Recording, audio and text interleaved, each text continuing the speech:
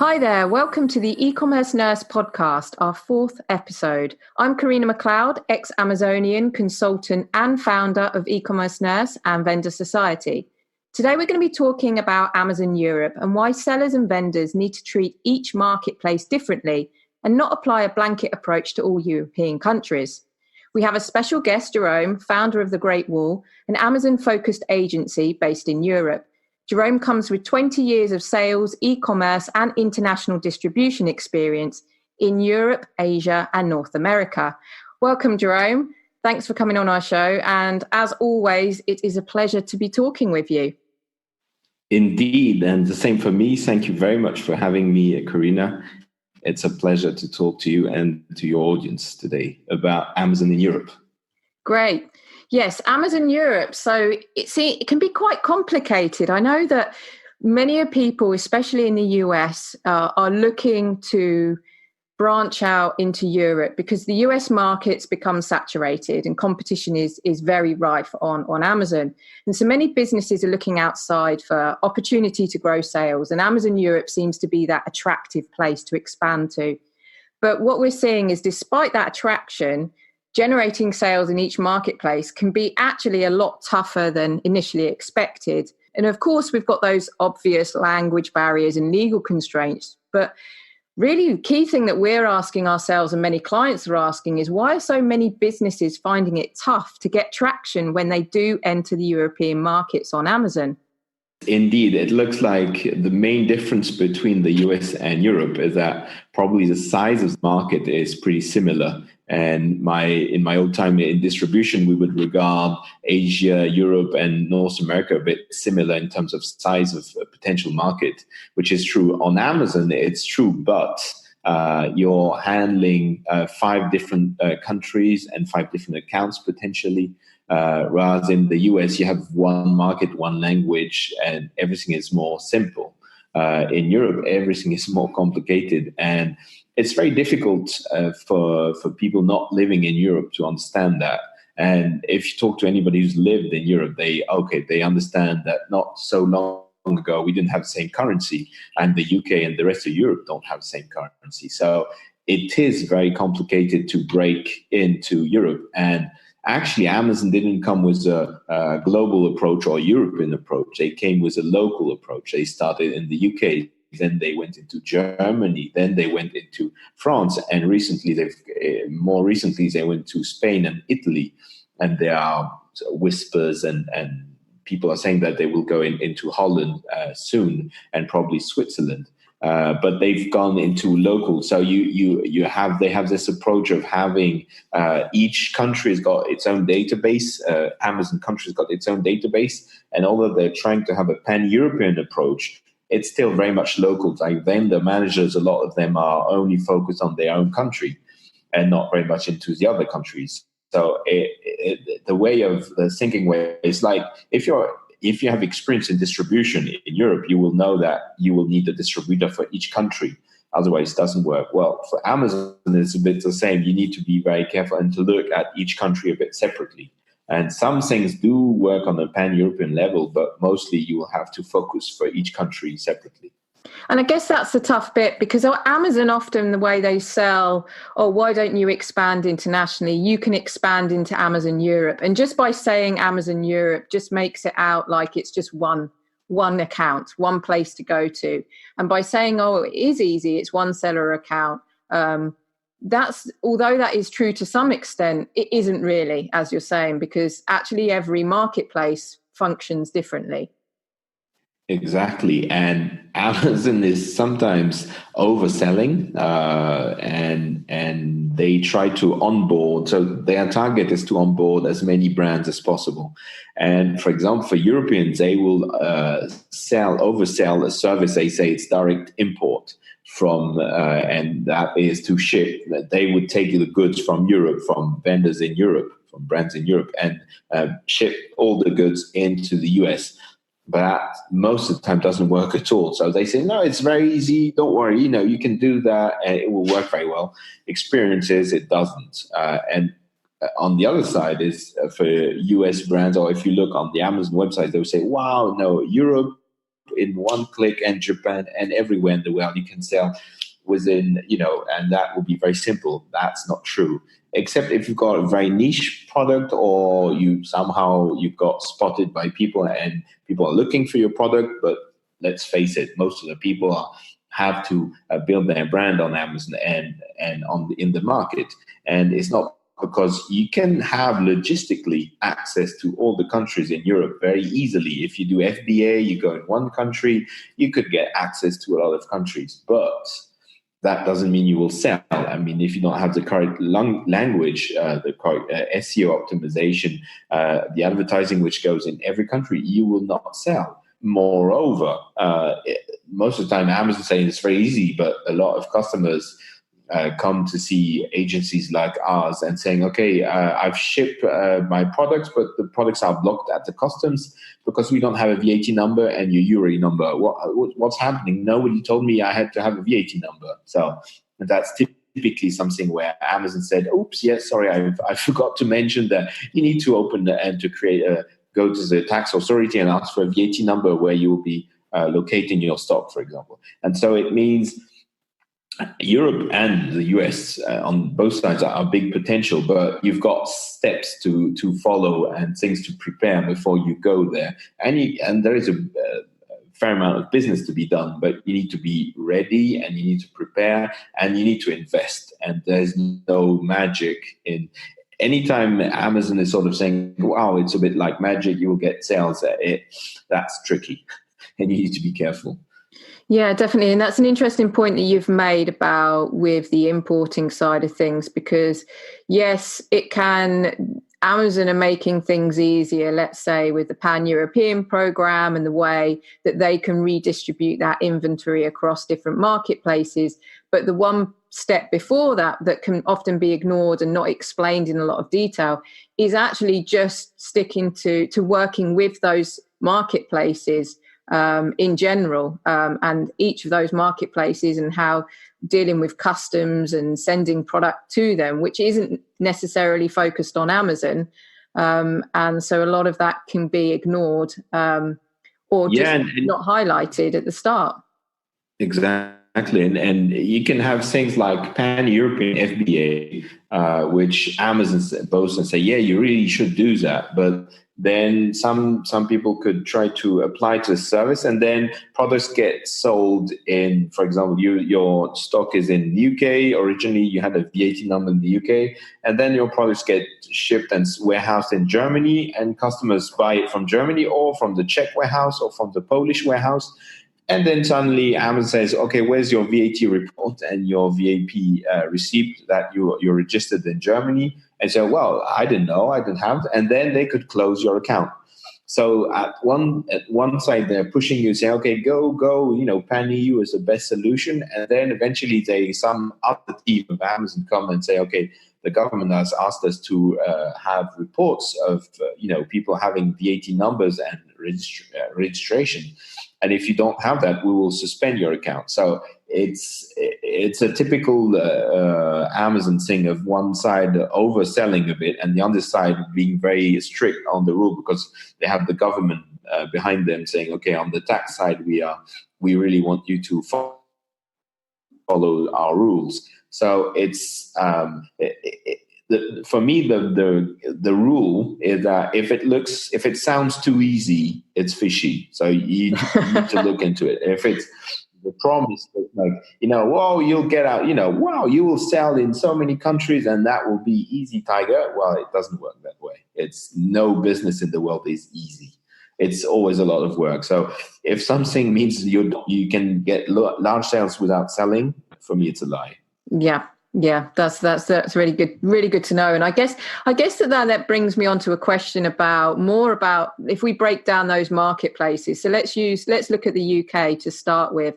Now, the UK is often seen as a lot easier, partly down to you don't have that language barrier, but sometimes there is that assumption that, okay, if we're selling in the US, we're going to the UK, that it is actually easy because, okay, the UK speak English, the US speaks English.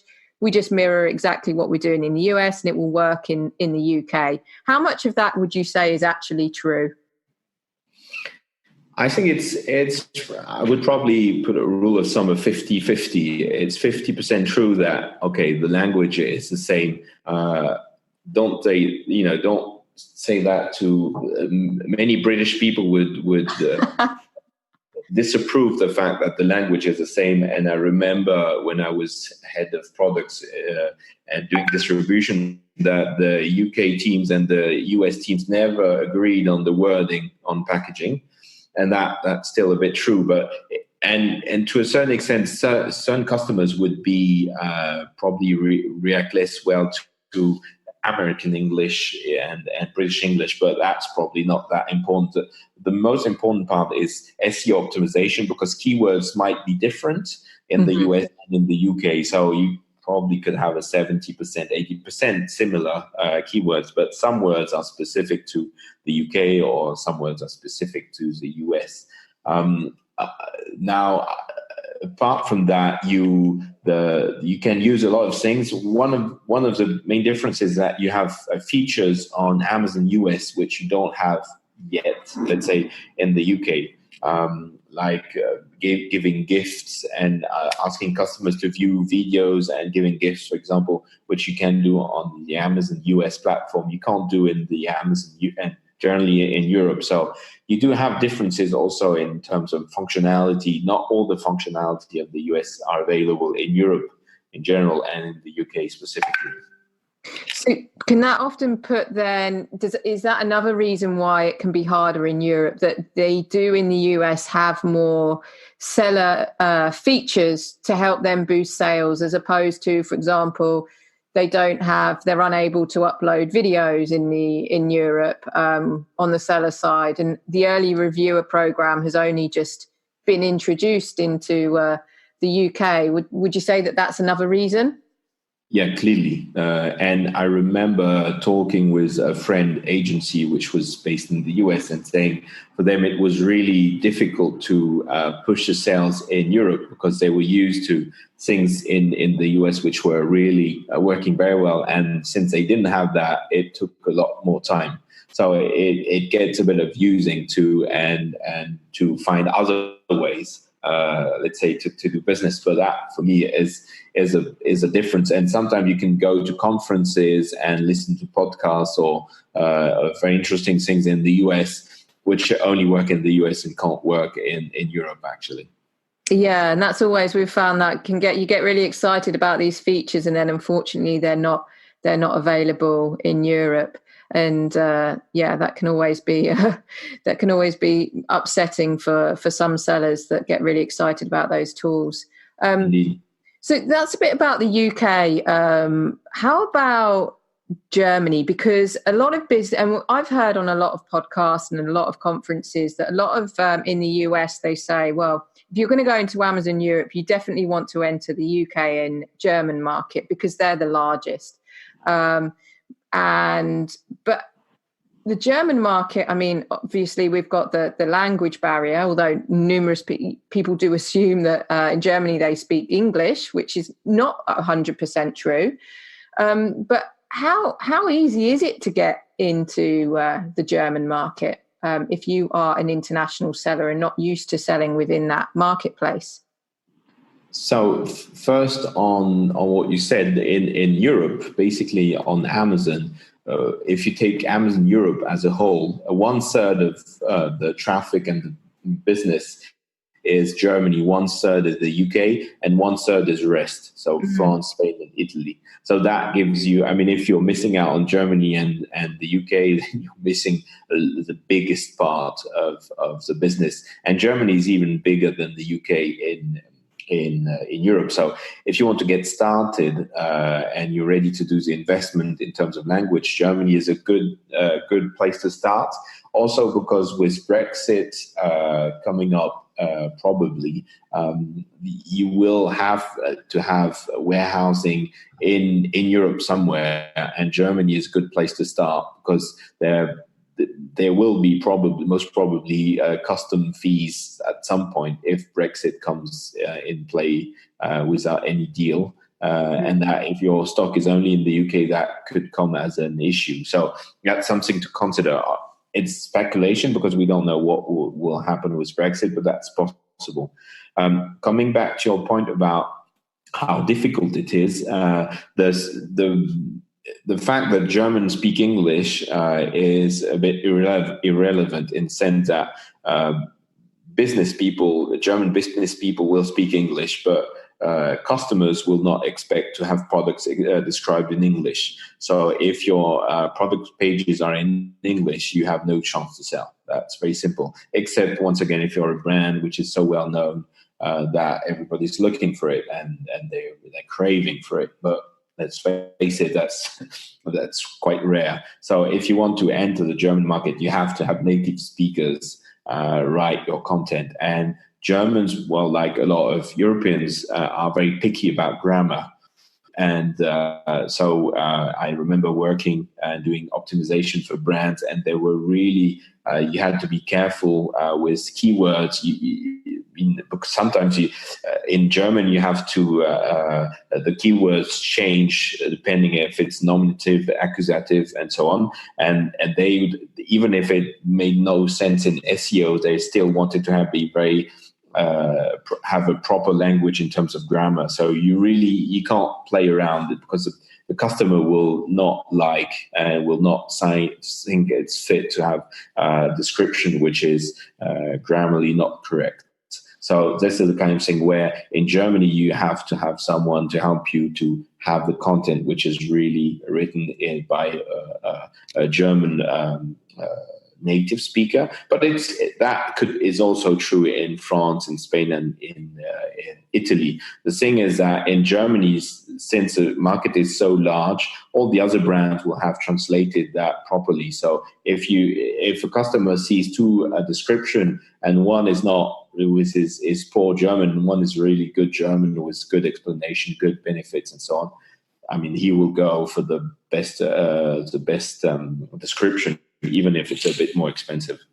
And that's a really good point. You could sort of think, we might get away with it, but actually you've got there still is a huge amount of competition on Germany. And also it's about having a brand that looks professional. You wouldn't have grammatical errors and typos in your native language or where the product is from. So you can't really expect that that's acceptable for another country, which I guess there's another point there about with those translations, because what Amazon does in this package of making it it's almost easy to sell on Europe is that they have the ability where you can use machine-based translations. Have you ever used those before? Well, to make jokes, yeah, probably. Perhaps, but it's not.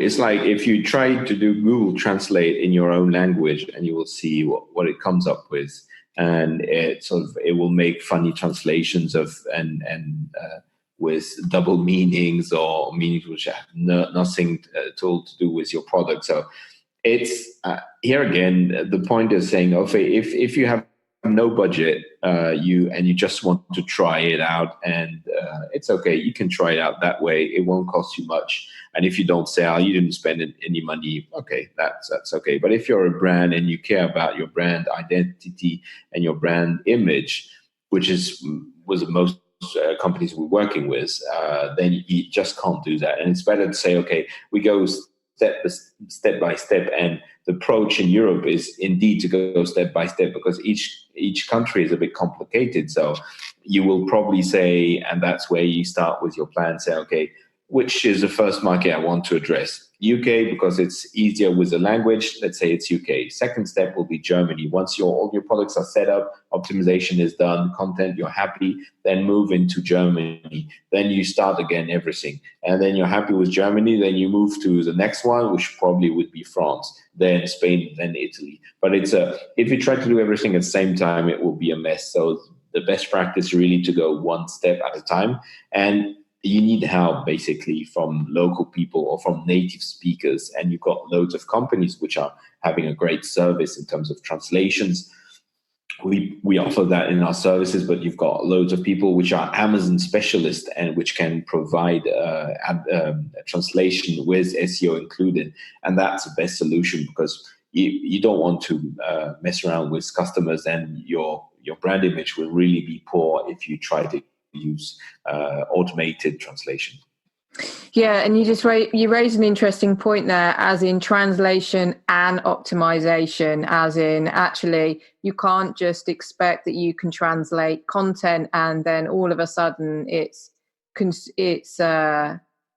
customer friendly and optimized, because I guess that you're then going to start losing you could be missing out on some major keywords, and also it might not then be as coherent. Yeah, and one of the big savings you can do is actually, before doing the translation, is give a list to the translator of the keywords, relevant keywords. So if you do in-house your translation, you might want to wait before doing the translation and talk with your agency, if you're talking with your agency, for them to do the keyword research and give it to your translation team and say, okay, include as many as possible of those keywords, and even they could get a small training to understand how it is done, rather than do the translation, then go to the agency, ask them to optimize it, because the cost of optimization on its own, or translation plus optimization, is nearly the same. So actually it would be doubling your cost. So trying to either give the same person translation plus optimization. Best solution is you have an agency which knows, or a team which knows exactly and have experience in doing both.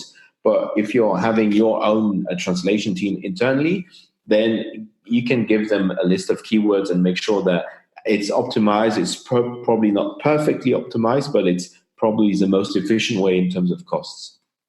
And on the optimization side of things, would you still recommend that they use, or the keyword research side of things, would you still recommend the sellers use a native, or are there tools that enable somebody that may speak a tiny bit or not even speak that language, but still be able to pull out some of the important keywords for those listings?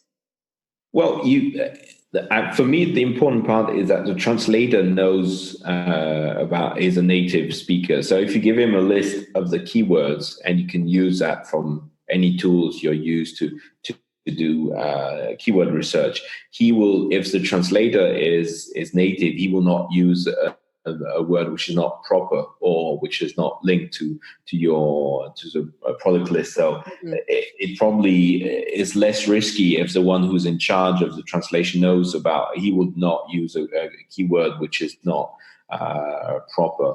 Now, if there is it's always better to have native speakers on all the line, but sometimes with people who know about the tools, they can figure out which are the best keyword and give the information to the copywriter and or translator, and they will make good use of it. Yeah, because would you say there are many people out there that are offering translation services, but are there many people out there that offer almost both, that they're offering a translation service but have a really strong understanding of the keyword research that goes into the optimization needed to list those products on Amazon?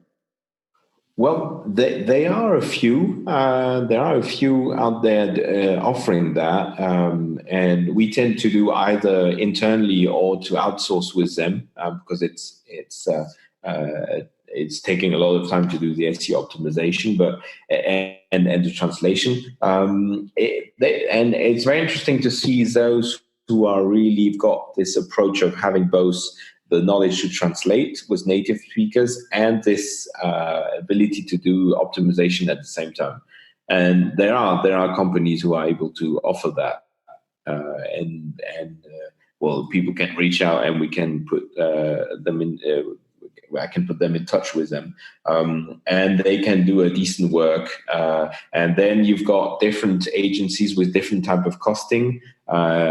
The thing is, if you have 1,000 SKUs or if you have 20, the budget won't be the same, obviously. But so it depends a bit about how much you're able to invest, how much how much in turnover you're able to make. So it's basically your business model is how much business you'll be able to generate.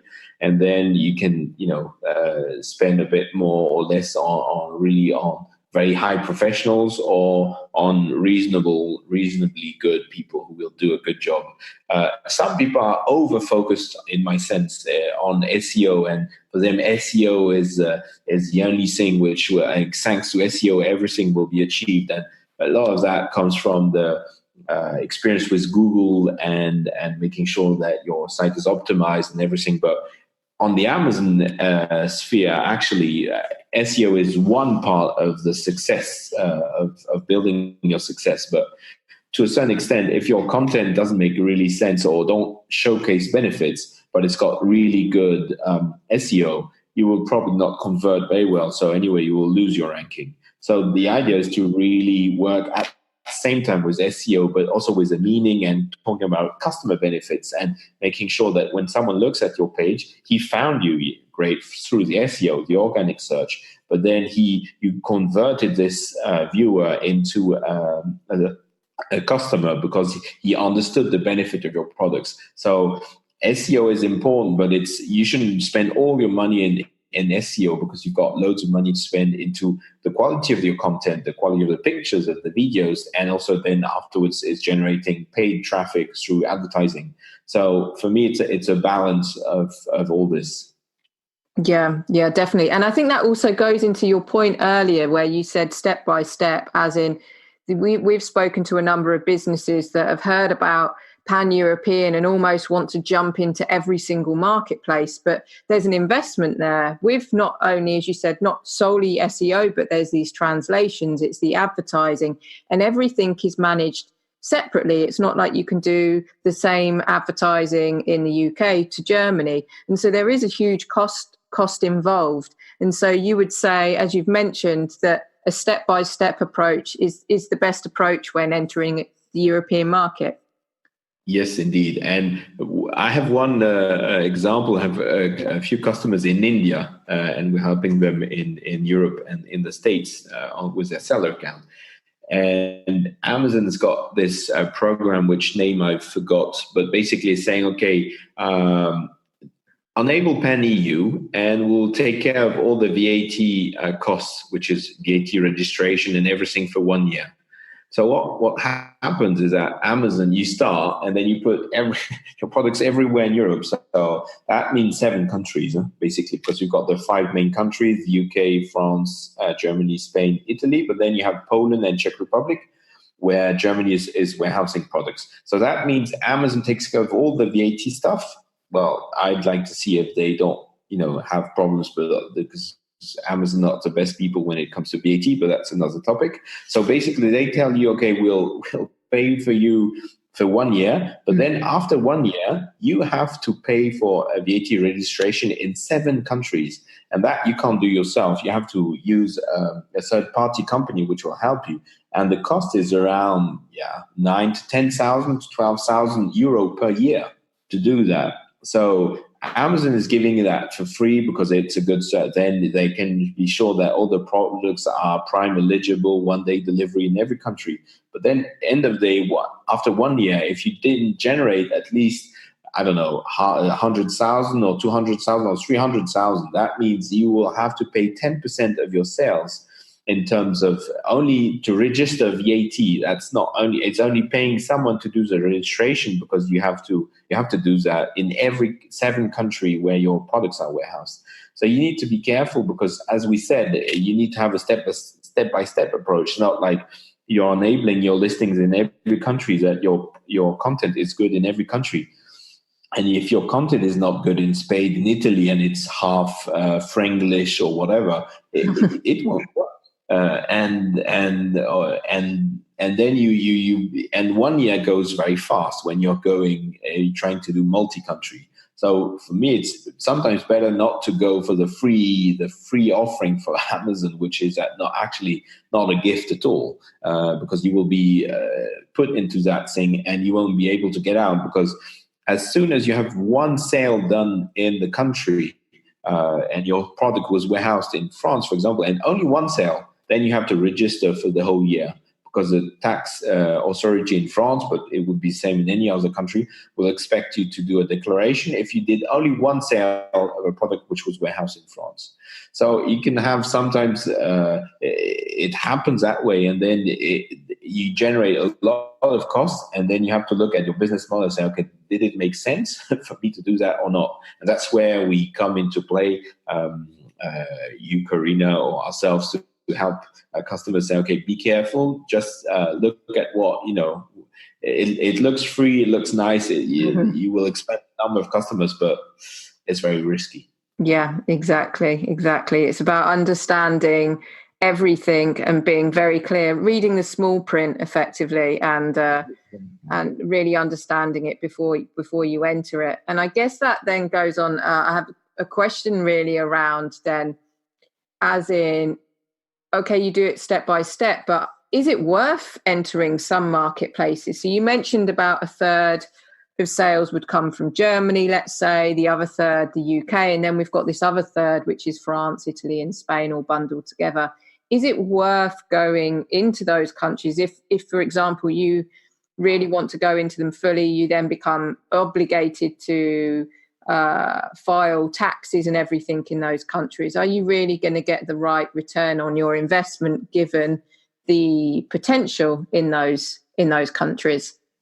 Well, that's a very good question. My advice is always try to build the UK at least one, so UK and Germany first, and either you try to build one and you invest in one, and then you go on to second, or you do both UK and Germany and you build them.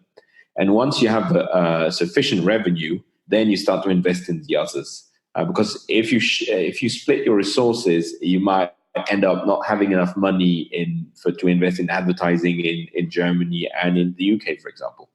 Or you can see, for example, if your products are being very successful in Germany and much less in the UK, then invest more in Germany and build that up. And then the other countries are more complicated. And France is a good example because France is a very large market, but it's a very competitive market for Amazon. So actually, Amazon is, despite it being the biggest website in terms of traffic, it's not the biggest in terms of sale, or it's struggling to be number one. So it's shared in France between Cdiscount, for example, Fnac, La Redoute, depending on the product. So the French market is a complicated one. Spain and Italy are countries where e-commerce is not as big as in the other countries. So Amazon is by far and large a number one, but the share of e-commerce in the country is still much lower than in the other countries. So the size of the price, so to speak, in those three countries are much less. So you can get sales and you can get a good add-on, but it can be disappointing. And sometimes on some categories, you will, in France at least, you will need to look maybe at another website than Amazon. So, and that, again, another setup. And if you're from the States, that can be complicated. But it's really focus on the UK and Germany and then step into the others, because sometimes the cost of getting the few sales in the other countries is really too much compared to what the return on investment. So that's really why some customers, we really put everything in Germany and then build there. And then once we are comfortable, we start in the other countries. Yeah, that's really interesting. And it's interesting about France, because I was actually going to ask, because the French market e-commerce market is bigger than Italy and Spain, yet we see so many brands struggle with France. And I think you've just answered that question, as in actually Amazon has a lot of competition there. And so if you really want to play within that market, it's not just about playing on Amazon, but you need to then start working with other major online retailers as well, which then requires a lot more resource and investment. Well, yeah, you lose a bit the benefit of being on Amazon and it being so simple. The fact is, in France, you have also a culture. The competitors of Amazon are also French local players. Cdiscount is French, Fnac is French, La Redoute is French, Vente Privée is French.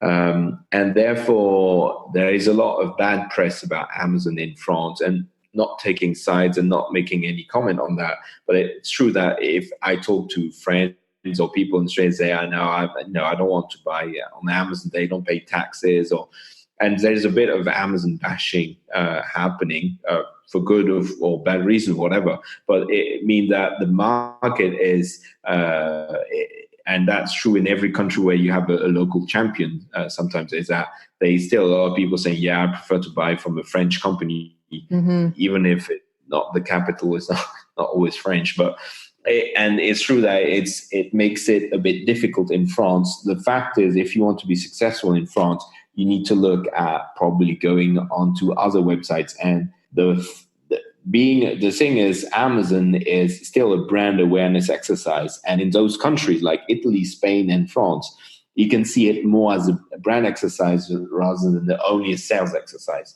And a lot of people are, it's a famous ROPO, research online, purchase offline.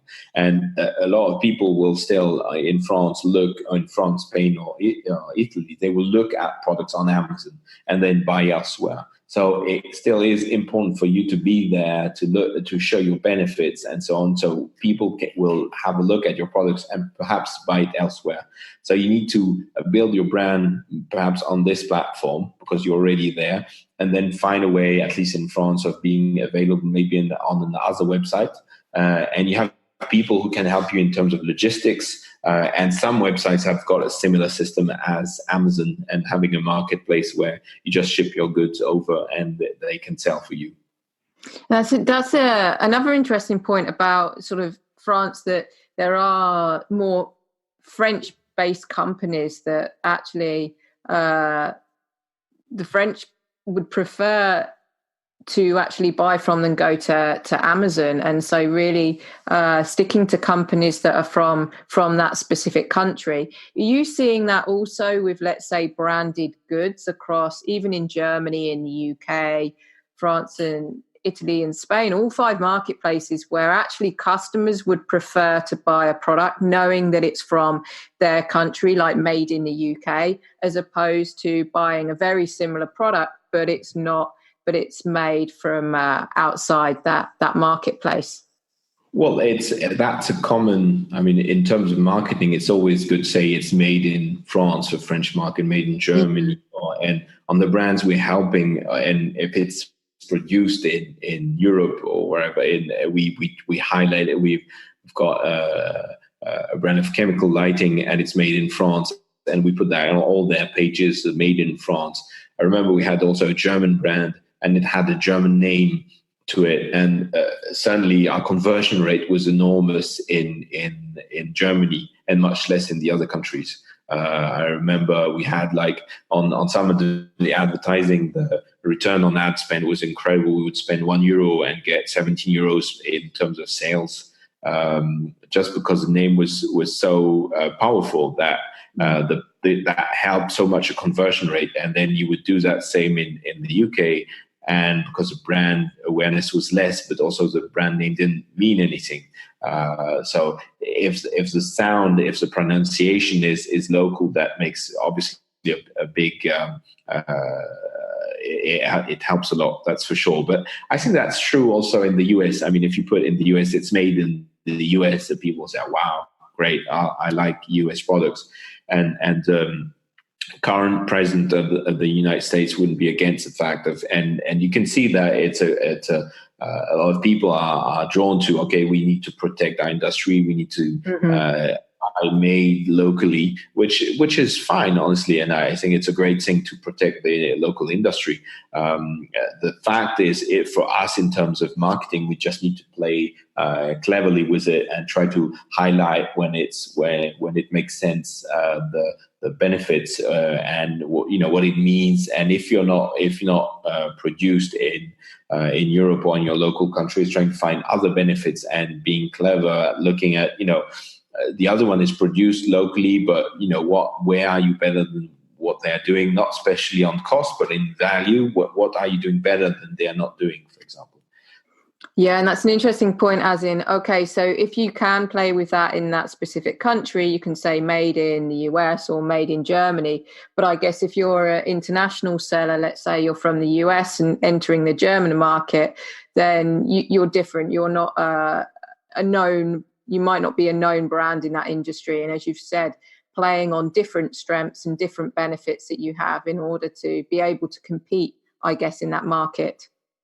Yeah, and that's the beauty of Amazon is also that actually, to a certain extent, it's easier for smaller brands to be visible than very well-known brands, because sometimes they have pricing issues because they've got too many sellers and this and that. With new brands, actually, the cost could be much cheaper for them to appear and to be seen. And sometimes, honestly, when you look for a product and you see the bestseller, which got the bestseller badge or number one sales, is totally unknown because the algorithm doesn't care about what's the name. He cares only about if people are looking at the page and are converting, are buying. I mean, is a product generating traffic? And when the traffic is here, is it buying? And you can be efficient without being having a very enormous or well-known name. And that happens a lot with a lot of categories on Amazon.